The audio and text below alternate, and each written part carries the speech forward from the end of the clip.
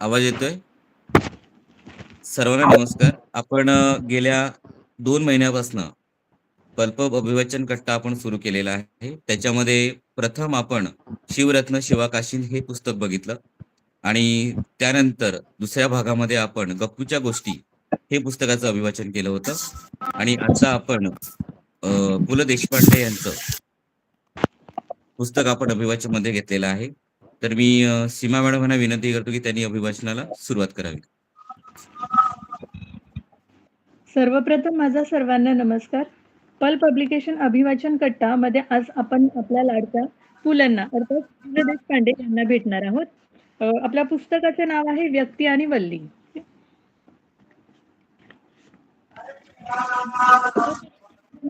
आपला म्यूट करा, व्हिडिओही ऑफ करा, व्हिडिओही बंद करा.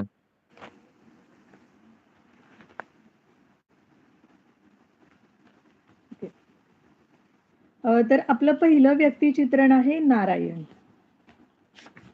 नारायण, पानाचं तबक कुठे आहे? नारायण, मंगळसूत्र येणार आहे ना वेळेवर?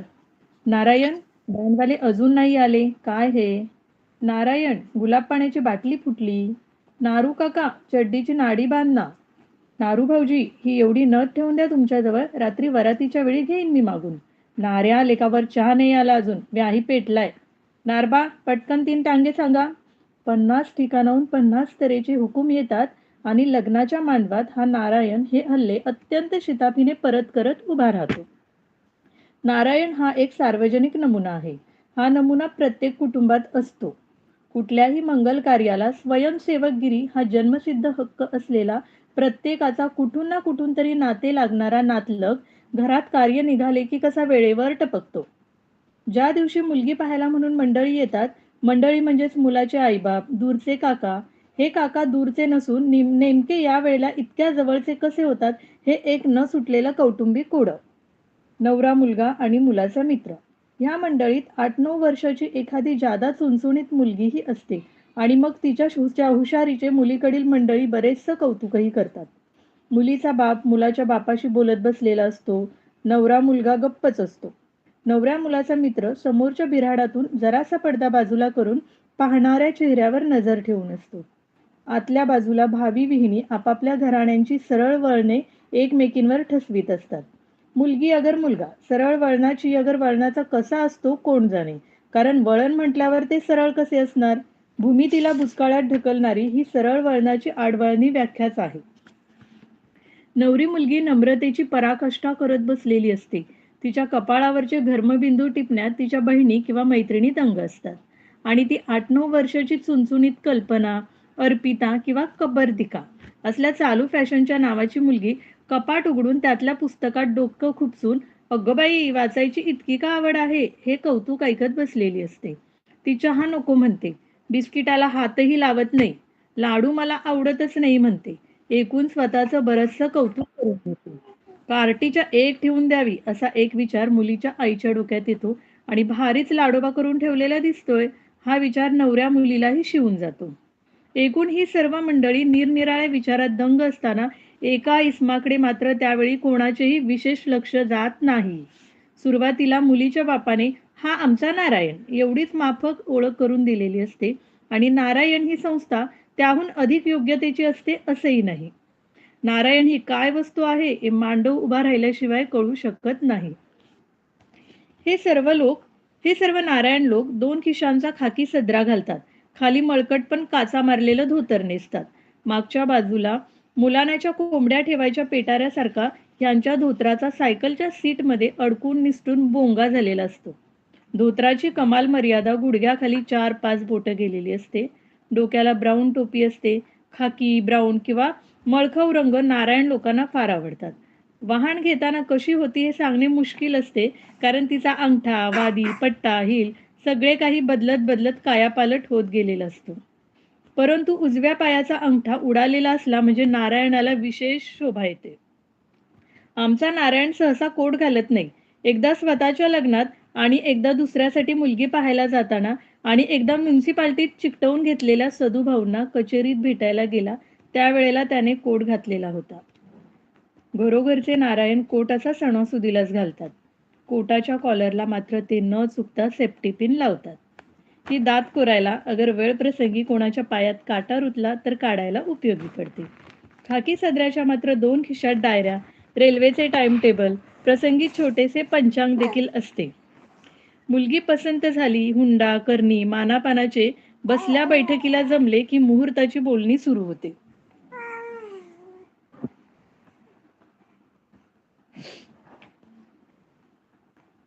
आणि नेमके गाडे पंचांगावर अडते आणि इथे नारायण पुढे सरसावतो. हे पंचांग! नारायण कोटाच्या खिशातून पंचांग काढत पुढे येतो. वाह! कृतज्ञ चेहऱ्याने वधू पिता नारायणाकडे पाहतो. इथून नारायणाची किंमत लोकांना कळायला लागते. आतल्या बायकाही प्रसंगावधानी नारायणाचे कौतुक केल्याच्या चेहऱ्याने पाहतात.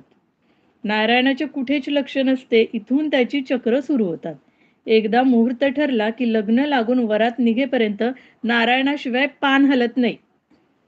आता चारी दिशांनी त्याच्यावर जबाबदाऱ्या पडत असतात आणि नारायण त्यांना तोंड देत असतो. प्रत्येक गोष्टीत नारायणाला घ्यावं बरोबर असा सर्वांकडून आग्रह होत असतो. मी सांगतो तुम्हाला, शालू भडसावळ्याच्या दुकाना इतके स्वस्त दुसरं कुठेही मिळणार नाहीत. सुमारे 8-9 निरनिराळ्या वयांच्या आणि आकारांच्या बायकांसह नारायण खरेदीला निघतो. 7-8 पिशव्या त्याच्याच हातात असतात. एका बाईबरोबर कापड खरेदी करणं म्हणजे मनःशांतीची कसोटी असते, पण हा नारायण 8 बायकांसमवेत निर्धास्तपणे निरनिराळ्या दुकानांच्या पायऱ्यांची चढ उतार उत्साहाने करू शकतो. त्यातून त्यांना बसमध्ये आपण क्यूच्या शेवटी राहून चढवणं उतरवणं ही स्वतंत्र कर्तबगारी असते, पण नारायणाला त्याची पर्वा नाही. आता त्याच्या डोक्याने लग्न घेतलेलं आहे. कचेरीत त्याचं लक्ष नाही. एखाद्याच्या अंगात खून चढतो तसं नारायणाच्या अंगात लग्न चढते. काकू, माझं ऐका. महेश्वरी लुगड्यांचा स्टॉक इथल्यापेक्षा द्रौपदी वस्त्र भांडारात चांगला आहे. इथं फक्त तुम्ही खण निवडा. मालकाच्या तोंडासमोर हे वाक्य बोलण्याचं धैर्य नारायणाकडे आहे. बोहर आळीपासून लोणार आळीपर्यंत पुण्यात कुठं काय मिळतं याची नारायण ही खाकी शर्ट, धोतर, ब्राऊन टोपी घातलेली चालती बोलती जंत्री आहे. बरं बाबा, काकू शरणचिठ्ठी देतात. मामी, काकूंना खण पाहू दे. तोपर्यंत नरहर शेठच्या दुकानात जाऊन मंगळसूत्राचे नमुने बघून घेऊ. हो, आणि अंगठीचंही माप आणलंय जावई बापूंच्या. अंगठी नरहर शेठकडे नको, रामलाल लखमलकडे अंगठी टाकू. मी काल बोललोय त्याला. आज माप टाकलं की पुढच्या सोमवारी अंगठी. सोनं पुढच्या 3 दिवसात वाढलंय हे सुद्धा त्याला ठाऊक आहे. आज सोन्याची खरेदी होऊन जाऊ द्या. चला. निमूटपणे मामी आणि भाचीच्या लग्नासाठी आलेल्या बेळगावच्या मावशी नारायणामागून निघतात. गल्ली बोळातून वाट काढत त्यांना नरहर शेठजींच्या दुकानी नारायण नेतो. अंगठीचंही हितच म्हणत होते. अशासारखी कुजबूज करण्याचा मामी प्रयत्न करतात, पण नारायण ऐकायला तयार नाही.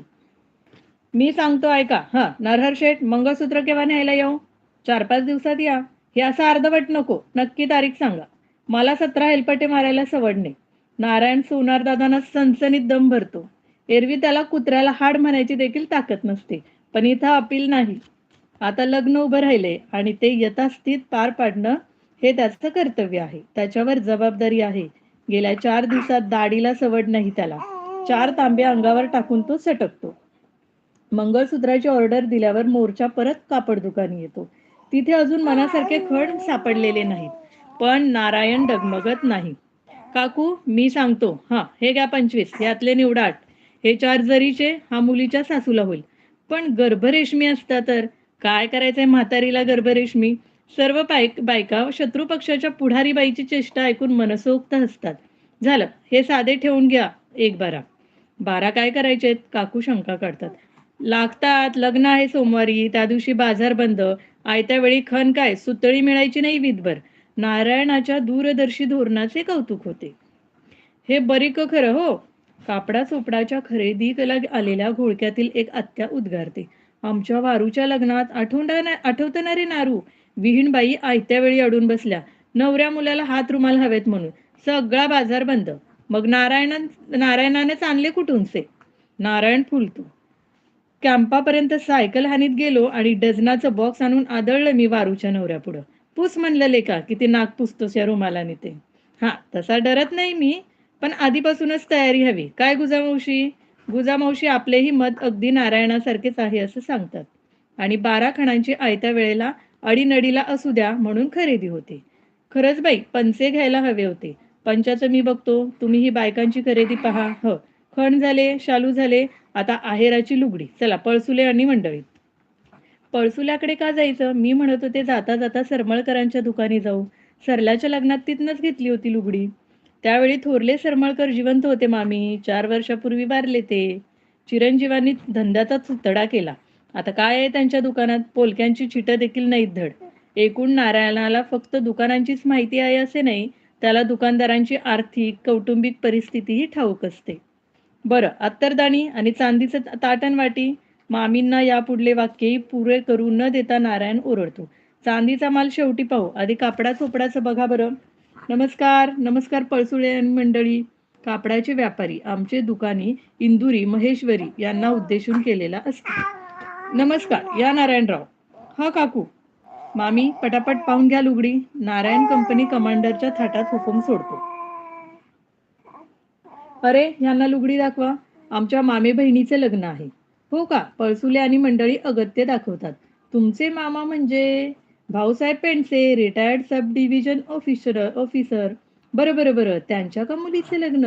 वास्तविक पळसुले आणि मंडळींच्या लक्षात कोण भाऊसाहेब, काय भाऊसाहेब काहीही आलेलं नाही. पण अरे माधव, त्यांना तो परवा नवा आलेला नागपुरी स्टॉक दाखव बरं. असे सांगून पळसुले आणि मंडळी अगत्य फुगवतात. बायका ह्या नारायणाची जाईल तिकडे ओळख हा. या कौतुकिक चेहऱ्यांनी नारायणाकडे पाहतात. नारायण पळसुले आणि मंडळींकडून तपकिरीची डबी घेऊन चिमूटभर तपकीर कोंबून आपली सलगी सिद्ध करतो. हा, शालू बिलूची झाली का खरेदी? होते. नारायण पलीकडच्या दुकानात शालू खरेदी केल्याची दादही लागू देत नाही.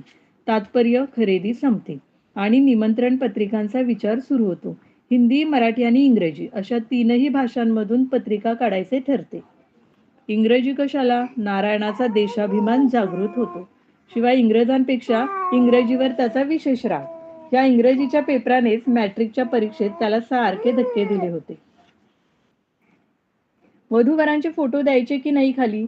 आपले नम्र ह्यात कोणाकोणाची नावं घालायची? छापखाना कुठला? टाईप कुठलं? शाई कुठली? सारे सारे काही नारायण ठरवतो आणि बाकीचे निमूटपणे ऐकतात. उद्या संध्याकाळी प्रूफ येतील, नीट तपासा. नाहीतर त्या अन्नूच्या लग्नात झाली तशी भानगड नको व्हायला. कसली भानगड? स्त्री वर्गाकडून पृष्ठा होते. धोत्राने टोपीतल्या पट्टीवरचा घाम पुसत नारायण प्रत्येक लग्नात सांगितलेली विनोदी गोष्ट पुन्हा सांगतो. अहो, काय सांगू काकू? काकू कौतुकाने कानावरचा पदर कानामागे टाकून ऐकू लागतात. अहो, अण्णू आपला म्हणजे भीमीचा भाचा ठाऊक आहे की धांदरटच आहे मेलं ते. काकू कारण नसताना अणूला धांदरट ठरवतात.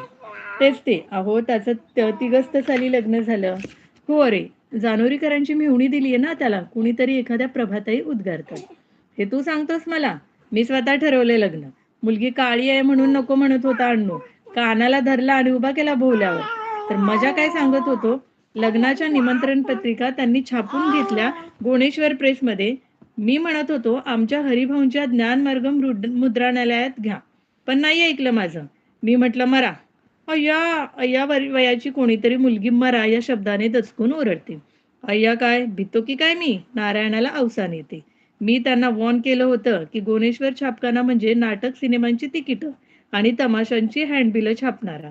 तो निमंत्रण पत्रिका छापणार काय डोंबल? पण नाही. आणि तुला सांगतो काकू, पत्रिका छापून आल्या आणि जोड्यानं मारल्यासारखी बसली मंडळी. म्हणजे? सांगतो. निर्घाट उकलीच्या तंत्राने नारायण कथा सांगतो. पत्रिका आल्या बरं का पोस्टात पडल्या.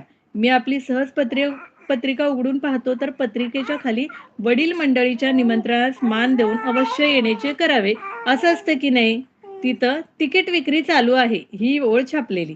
सर्व बायका मनमुराद हसतात. जळलं मेल्याचं लक्षण.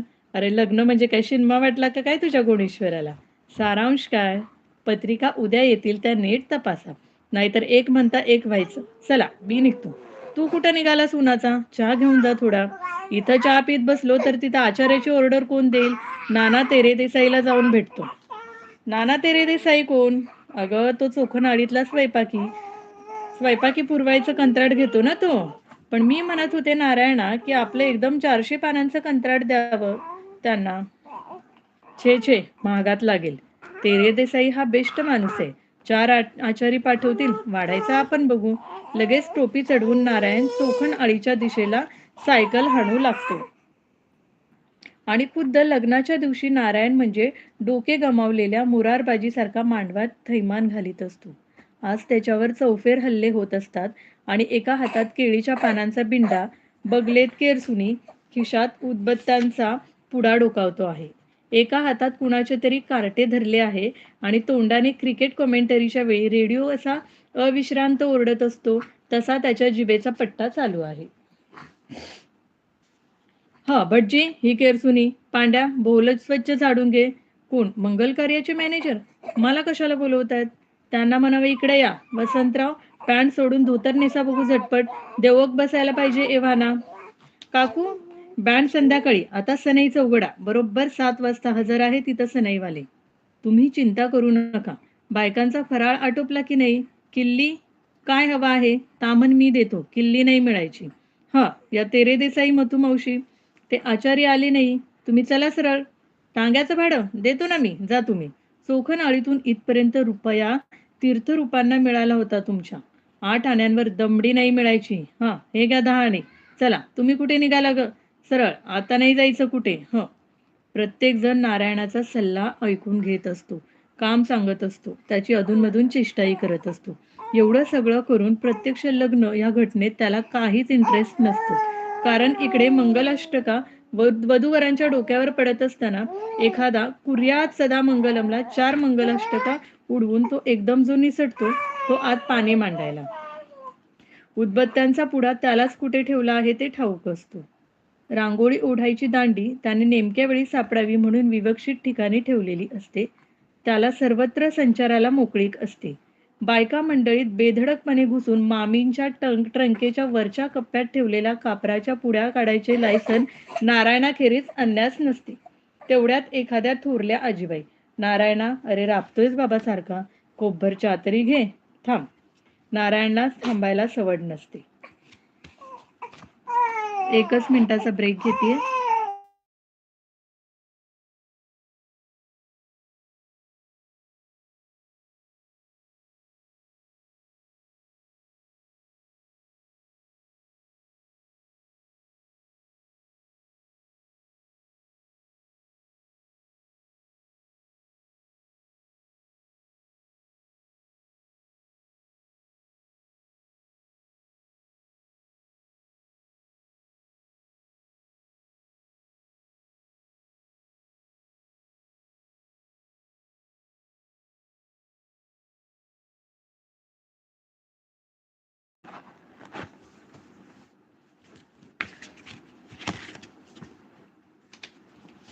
नारायणाला थांबायला सवड नसते.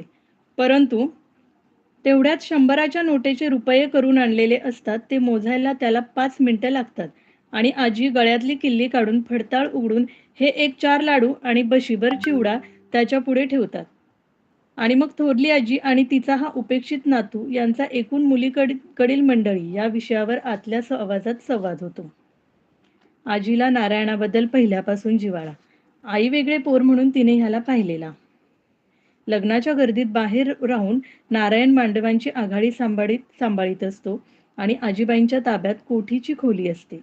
गळ्यातल्या चांदीच्या गोफात कानकोरणे, किल्ल्यांचा जुडगा आणि यमनीची अंगठी अडकवून आजीबाई फराळेची आणि मुख्यतः साखर सांभाळीत असतात. साखर उपसून देण्याचे काम त्यांचे.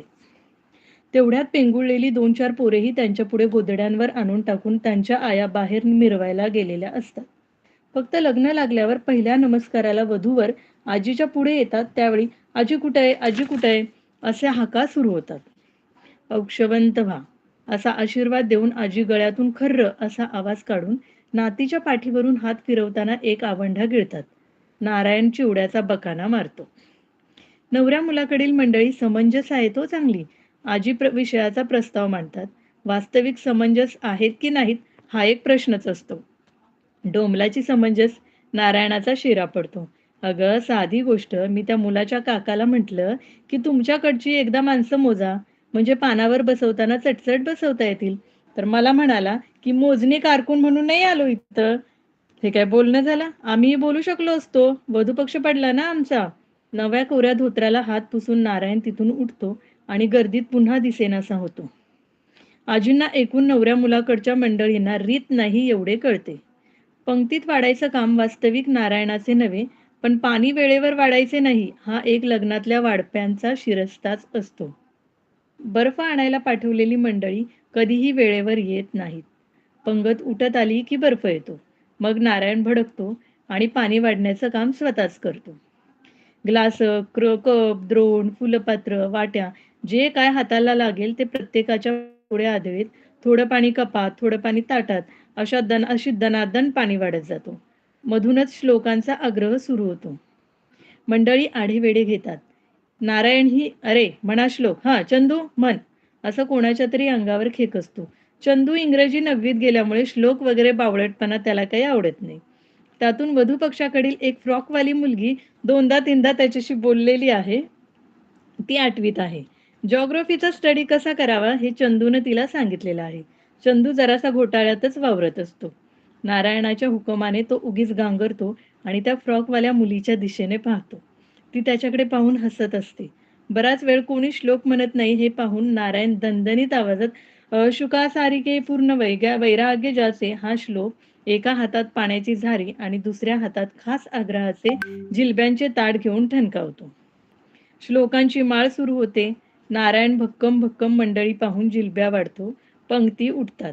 धर्माघरी भगवंतांनी खरकटी काढली तसा नारायण पत्रावळी उचलायला लागतो. नोकर चाकर त्याच्या जोडीला कामाला लागतात. तेवढ्यात पुन्हा नारायण सटकतो. आता तो वरातीच्या नादात आहे. फुलांनी मढवलेली मोटार स्वतः तो घेऊन येतो. बँडवाल्यांना चांगली गाणी वाजवण्याची धमकीही देतो. रात्री 11-12च्या सुमाराला वरात निघते. नवरी मुलगी म्हणजेच नारायणाची मामी बहीण नारायणाला वाकून नमस्कार करते. इथे मात्र गेले कित्येक दिवस इकडे धाव तिकडे धाव करणाऱ्या हनुमंतासारखा भीमरूपी महारुद्र झालेल्या नारायणाचे हृदय भरून येते. वधूवेशात नटलेली सुमी एवढीशी होती कार्टी माझ्या अंगाखांद्यावर खेळली आणि वाढली. माझ्या हाताने नेऊन बालक मंदिरात बसवली होती हिला. आता चालली नवऱ्याच्या घरी. वरून अवसान आणून नारायण म्हणतो, "सुमे मजेत राहा बरं. वसंतराव अशी मुलगी मिळाली नसती हं तुम्हाला." हां, I am the knowing her childhood. भावना आवरायला नारायणाला इंग्रजीचा आधार घ्यावा लागतो. सदैव नाकाच्या मध्यभागी उतरलेला चष्माच साधा वर करण्याचे निमित्त करून नारायण डोळे पुसतो. भाऊसाहेबही विरघळतात. वरात जाते. नारायण मांडवातल्या एका कोचावर अंगाची मुटकुळी करून गाढ झोपतो. वरातीतली मंडळी 1-1:30ला परततात. कोचावर मुटकुळी करून झोपलेल्या नारायणाकडे कोणाचेही लक्ष जात नाही. पण नारायणाची बायको आत जाते. पिशवीतून 10 ठिगळे जोडलेले पांघरून काढते आणि हळूच कोचावर झोपलेल्या नारायणाच्या अंगावर टाकून पुन्हा आतल्या बायकांमध्ये येऊन मिसळते. समोरच एका बाजूला गोधडीवर नारायणाचे किरटे पोर झोपलेले असते. त्याच्या बाळक मुठीत सकाळी दिलेला बुंदीचा लाडू काळा कभिन्न झालेला असतो. मांडवात आता फक्त एका कोचावर नारायण आणि लांब दुसऱ्या टोकाला मांडववाल्याचा नोकर घोरत असतात. बाकी सर्वत्र सामसूम असते.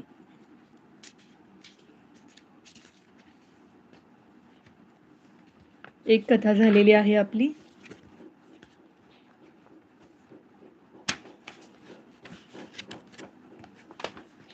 दुसरी करायची सुरू? हो, हो. आपलं दुसरं व्यक्तिचित्रण आहे पु. ल. देशपांडे यांनी मांडलेलं. ते म्हणजे सखाराम गटणे. सखाराम गटणे. "सर, हे पेढे." सखाराम गटण्याने माझ्या हातात एक पुडी ठेवली. "कसले रे?" "प्राज्ञ परीक्षेत पास झालो." "छान." प्राज्ञ परीक्षेची पातळी झटकन माझ्या लक्षात आली. "किती % मार्क मिळाले?" "अजून गुणांची टक्केवारी कळली नाही. कळल्यावर सांगेन." "पण निदान 65% तरी मिळावेत."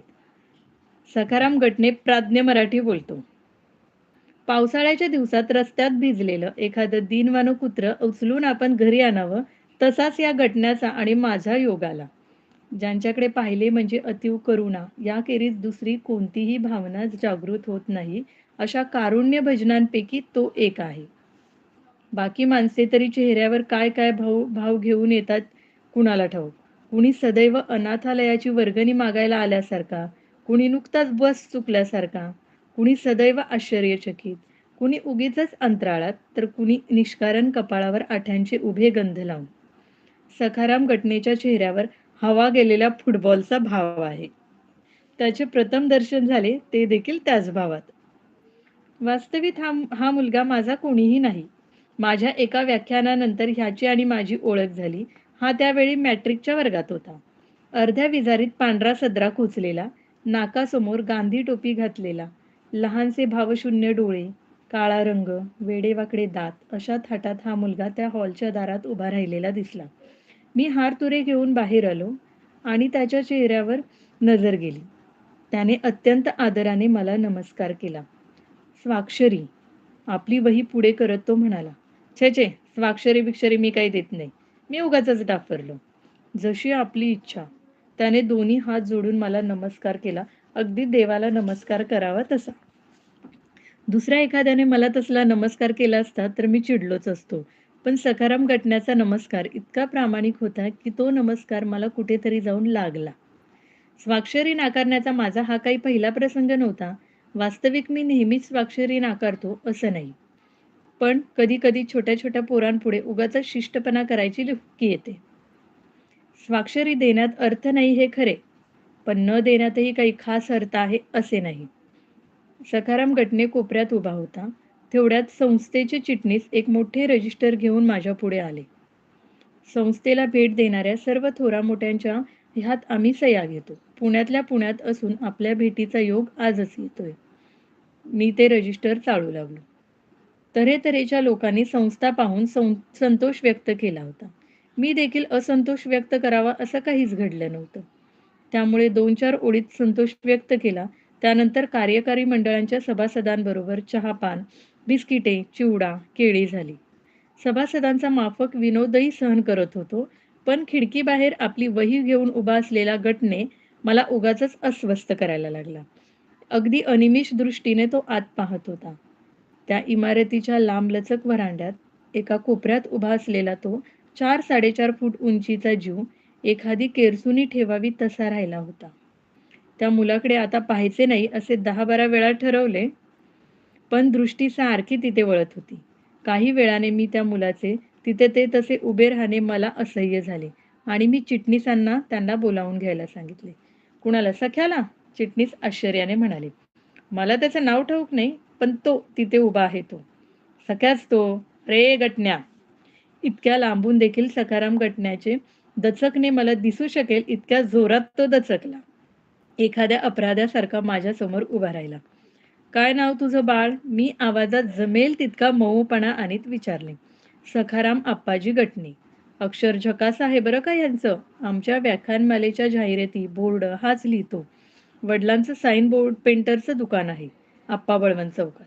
"अरे, तुझं अक्षर इतकं झकास आहे, तर मग लोकांच्या स्वाक्षऱ्या कशाला गोळा करतोस?" ह्यात काही खास मोठ्याने हसण्यासारखं नव्हतं, पण मॅनेजिंग कमिटीचे सर्व सभासद हसले. "कोणाकोणाच्या सह्या गोळा केल्या आहेस बघू?" "मी फक्त साहित्यिकांच्याच स्वाक्षऱ्या घेतो." स्वाक्षऱ्यांचे पुस्तक माझ्या हाती देत सखाराम गटने म्हणाला. मी त्याचे स्वाक्षऱ्यांचे पुस्तक चाळू लागलो. प्रत्येक साहित्यिकाच्या लिखाणातून एक एक वाक्य निवडून काढून गटण्याने त्याखाली त्या त्या साहित्यिकाची सही घेतली होती. मी शेवटले पान उघडले. तिथल्या वाक्याखाली सही नव्हती. "हे वाक्य कोणाचं आहे?" "आपल्याच एका नाटकातलं आहे." सखाराम गटने अत्यादरपूर्वक म्हणाला. संदर्भ सोडून काढलेलं ते वाक्य वाचताना माझी मलाच दया आली. "हे वाक्य तू का निवडलंस बाळ?" "हे वाक्य मला आपलं जीवनविषयक सूत्र वाटतं." "बापरे," मी म्हणालो. त्या 4-4.5 फुटी उंचीच्या दिनदुबळ्या देहातून जीवनविषयक सूत्र वगैरे शब्दांची काही अपेक्षाच नव्हती. मी सखारामाच्या चेहऱ्याकडे पाहत राहिलो. कार्यकारी मंडळातल्या एका म्हाताऱ्याच्या सभासदावर गटण्याच्या जीवनविषयक सूत्र या शब्दामुळे काहीतरी परिणाम झाला असावा. त्यांनी गटण्याला खुर्चीवर बसायला सांगितले. "कशावरून? तू माझी पुस्तकं वाचली आहेस का?" "आपली छापून आलेली ओळण-ओळ मी वाचली आहे. आपण आणि साने गुरुजी हे माझे आदर्श लेखक आहात." "अरे, पण गेल्या खेपेला ते कोण आले होते त्यांना तू साने गुरुजी म्हणालास?" सेक्रेटरी ह्या मनुष्य विशेषाला पोच असता कामा नये असा अलिखित दंडक असावा. वास्तविक घटनेने दुसऱ्या एखाद्या लेखकालाही साने गुरुजींच्या जोडीला बसवले असेल, किंबहुना आणखी 1-2 आठवड्यात एखाद तिसरा साहित्यिक आला की तो साने गुरुजी अशीही जोडी होईल. याचे मुख्य कारण घटने अजून साने गुरुजींच्या इयत्तेतून बाहेरच पडला नव्हता. पण खिडकीबाहेरची इतर दृश्यही आता त्याला आवडायला लागली होती. सेक्रेटरीच्या बोलण्याने सखाराम हिरमुसला. मी विषय बदलण्याच्या दृष्टीने म्हणालो, "काय शिकतोस?" "यंदा SSCला बसणार आहे." असं. त्याची ती अनेक साहित्यिकांच्या जीवनविषयक सूत्रांच्या गुंडाळ्यांनी भरलेली वही पाहत म्हणालो, स्वाक्षरीसाठी भीत पुढे येणाऱ्या सखाराम घटने हा काही माझा पहिलाच नमुना नव्हता. अमुक इसम हा स्वाक्षरी घेण्यालायक आहे असा गैरसमज एखाद्या अफवेसारखा पसरतो. पण स्वाक्षऱ्या जमवणाऱ्या पुष्कळ पोरांच्या आणि पोरींच्या चेहऱ्यावर बहुधा एक खट्याळ भाव असतो. वही पुढे सरकवताना चेहऱ्यावर तो आदराचा बिलंदर अभिनय. सराईत स्वाक्षरी करणाऱ्यांना तो ओळखू येतो. सखाराम घटण्याच्या चेहऱ्यावरची रेषा कमालीची खरी होती. त्याचे ते लहान डोळे काही खोटा, दडवलेला लुच्चा भाव व्यक्त करायला केवळ असमर्थ होते. आपण स्वाक्षरी दिली तर मी अजन्म उपकृत होईन. सखाराम घटण्याच्या तोंडून हे वाक्य ऐकताना त्याच्या तोंडात दातांऐवजी छापखान्याचे खिळे बसवले आहेत असं मला वाटलं. हा मुलगा विलक्षण छापील बोलतो, पण भाषेचा तो छापीलपणा कमालीचा खरा वाटतो. मी त्याची वही उघडून माझ्या जीवनविषयक सूत्राखाली निमूटपणे सही केली. त्यानंतर सखाराम घटण्याच्या नमस्काराने माझ्या पोटात अक्षरशः खालवल्यासारखे झाले.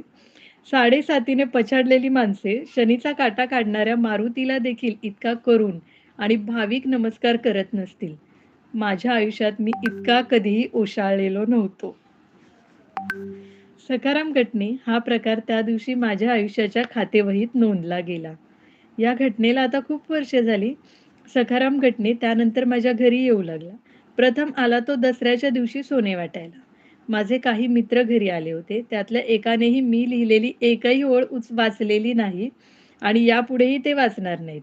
त्यामुळे मैत्री अबाधित आहे. रमी, फालतूपणा, जागरणे करण्याची अमर्याद ताकद असल्या भक्कम पायावरती ती उभी आहे. साहित्यिक मंडळीत एकूण माझा राबता कमीच. त्यामुळे एकटा-दुकटा असलो तर या साहित्यविषयक गोष्टी मी सहन करू शकतो. पण माझ्या या खास मित्रांच्या अड्ड्यात मला माझा वाचकच काय, पण प्रकाशक देखील नको वाटतो. सखाराम घटने आत आला आणि त्याने अत्यंत आदराने माझ्या पायाला हात लावून नमस्कार करून मला दसऱ्याचे सोने दिले. माझे वाह्यात मित्र हे दृश्य पाहत होते. आपण मला कदाचित ओळखलं नसेल. वा, ओळखलं की. मागे एकदा व्याख्यानाला होता तुम्ही. हे सूर्यानं काजव्याचं स्मरण ठेवण्यासारखं आहे. घटण्याने सरावाप्रमाणे एक लेखी वाक्य टाकले. आता ह्या मुलाला काय करावे ते कळेना. बरे मुद्दाम सोनं द्यायला घरी आलेला. त्याला कब्बर चहा तरी द्यायला हवा. घटाण्याच्या चेहऱ्यावरच्या भक्तिभावाने मी हैराण झालो होतो. मला आपल्याला काही प्रश्न विचारायचे होते. आपण पुन्हा केव्हा तरी भेटूया, चालेल का? केव्हा येऊ? आपल्या प्रतिभा साधनेच्या वेळा सोडून कोणत्याही वेळा सांगा. मला त्याला ओरडून सांगावेसे वाटले. मुला, अरे माणसासारखा बोल की रे. तुझ्या जिभेला हे छापील वळण कुठल्या गाढवानं लावलं? प्रतिभा साधनाची कसली डोंबलाची वेळ? पण ह्यातले काहीही मी म्हटले नाही. घटण्याच्या डोळ्यात 56 सशांची व्याकुळता साठली होती. बोलताना त्याचे डोळे असे काही होत, त्याच्या कपाळावरच्या आणि गळ्याच्या शिरा अशा काही विचित्रपणे ताणल्या जात की असल्या आविर्भावात त्या मुलाने एखाद्याला शिव्या जरी दिल्या तरी देखील त्या घेणाऱ्याला त्या देणाऱ्याची दया आली असती. इथे तर त्याच्या जिभेवर साक्षात सरस्वतीने मराठी भाषेचा क्लासच उघडला होता. हे पहा, पुढच्या आठवड्यात एखाद्या संध्याकाळी या. निश्चित वार सांगू शकाल का आपण? नाही सांगितला तरी चालेल. मी रोज येत जाईन. प्रयास हा प्रतिभेचा प्राणवायू आहे असं कुडचेडकरांनी म्हटलंच आहे. कुणी? कुडचेडकर. केतकी पिवळी पडलीचे ख्यातनाम लेखक. असं. कुडचेडकर नावाचा मराठीत कुणी साहित्यिक आहे याचा मला पत्ताही नव्हता आणि घटण्याला त्याच्या केतकी पिवळी पडली पुस्तकातली वाक्यपाठ होती. या घटनेची केस अगदीच हाताबाहेर गेली होती. घटने त्यानंतर असाच सणासुदीला येत गेला. संक्रांतींची कार्डे, दिवाळीचे अभिष्ट चिंतन, नववर्षाच्या शुभेच्छा वगैरे न चुकवता पाठवत असे. माझे कुठेही काही लिहून आले, की आपल्या सुंदर हस्ताक्षरात ते वाचल्याचे कळवत होता. अधूनमधून भेटतही असे. त्यानंतर एका संध्याकाळी सखाराम गटने घरी आला. नेहमीप्रमाणे नाकासमोर टोपी, हातात पिशवी असे त्याचे ते हडकुळे आणि डोळ्यावर घालीन लोटांगण असा भाव असलेले दारात येऊन उभं राहिलं. "या," मी त्याला आत बोलावले.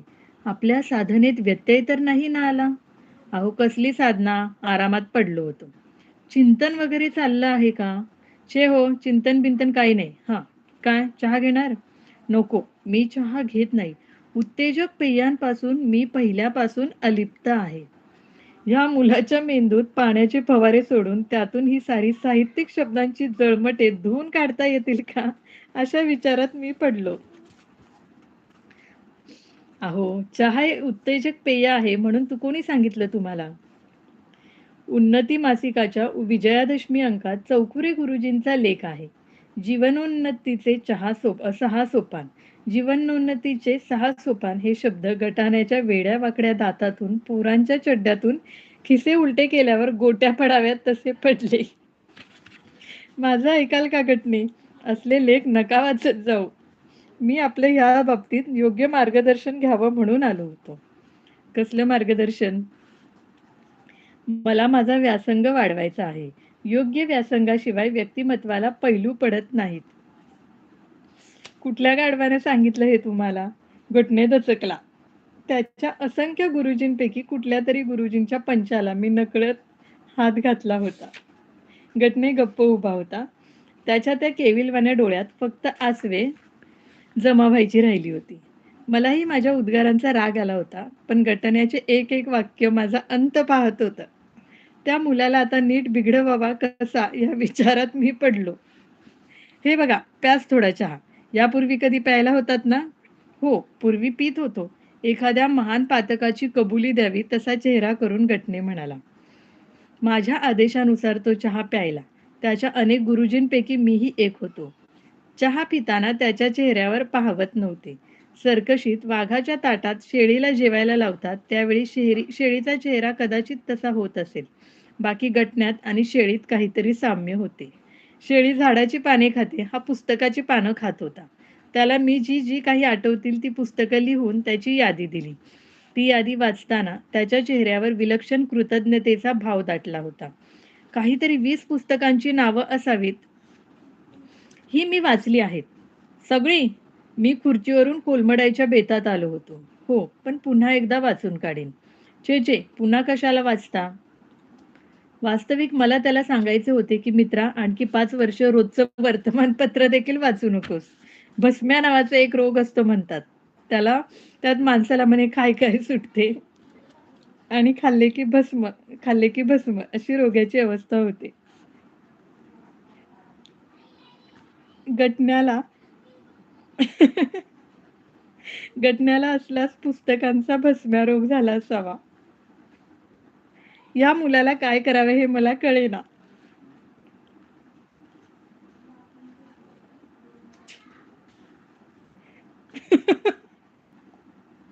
सॉरी.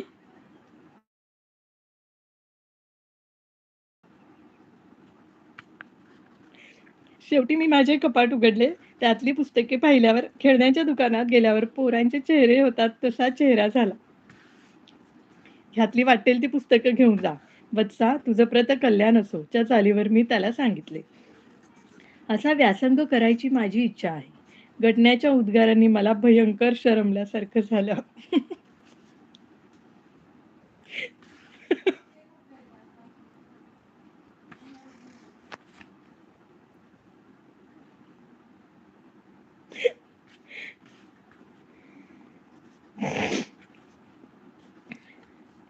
त्या पुस्तकांतल्या निम्म्याहून अधिक पुस्तकांची मी पानेही फाडली नव्हती. आपल्या थैलीत पुस्तके भरून घेऊन गटने गेला आणि मी सुटकेचा निश्वास टाकला. 8-10 दिवसानंतर एके दिवशी संध्याकाळी त्याचे ते "आपल्या साधनेत व्यत्यय तर नाही ना आला?"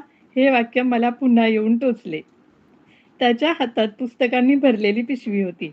गटण्याने 8-10 दिवसात 8-10 दिवसात ती 1700-1800 पाने खाल्ली होती आणि म्हणजे अल्लाउद्दीनच्या दिव्यातल्या राक्षसाचाच प्रकार झाला होता. दिलं पुस्तकी खा, दिलं पुस्तकी खा. हे काम कठीण होतं. काय, कशी वाटली पुस्तकं? त्याला काहीतरी विचारणे प्राप्त होते. गटने एक अक्षरही न बोलता उभा राहिला. मला वाटले त्याने माझा प्रश्न ऐकला नाही. म्हणून मी पुन्हा त्याला विचारले. गटण्याच्या डोळ्यात पाणी तरारले होते. मला कुणी रडायला-बिडायला लागले की काही सुचेनासे होते. "काय रे, काय झालं?" मी एकदम त्याला अरेतुरे करायला लागलो. त्या आपुलकीने गटने अधिकच मुसमुसायला लागला. रडताना तो अगदी एखाद्या शाळकरी पोरासारखा दिसत होता. वास्तविक आता तो विशीच्या पलीकडे गेलेला होता. पण त्याला मी पाहिलं, त्यानंतर त्याच्यात मला काहीच फरक वाटत नव्हता. अर्धी विजार जाऊन पायजमा कोट आला होता. टोपीचे टोक अगदी तसेच नाकासमोर होते. आणि डोळ्यातला भाव देखील कायम होता. "काय झालं गटने? रडू नकोस. मला क्षमा करा. पुस्तकं वाचायला वेळ नाही झाला का?" "नाही, रात्रीचा दिवस करून आपल्या अनुज्ञेप्रमाणे मी पुस्तकं वाचून काढली. हे पहा." एक वही त्याने माझ्या हातात देत तो म्हणाला. मग त्या तशा अवस्थेत देखील त्याचा अनुज्ञा हा शब्द ऐकून मौज वाटली.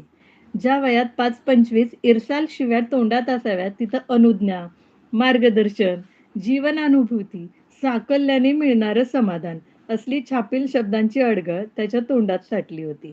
मी त्याने अत्यंत सुवाच्य अक्षरात लिहिलेली वही उघडली. त्यात मी आपण दिलेल्या प्रत्येक पुस्तकाचं समालोचन लिहिलं आहे. गटण्याने प्रत्येक पानावर समालोचन लिहिलं होतं. पुस्तकाच्या वाचनाला लागलेला समय रात्री 8:30 ते 1 वाजून 35 मिनिटे, पृष्ठसंख्या 232 पाने अशा थाटात सुरुवातीचे कॉलम भरले होते. पुढे लेखकाचे संपूर्ण नाव, प्रकाशकाचे नाव, पत्ता, किंमत असली माहिती होती आणि मग खाली समालोचन होते.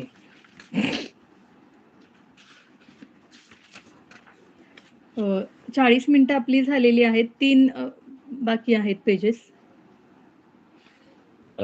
थांबूया आपण मग. ठीक आहे.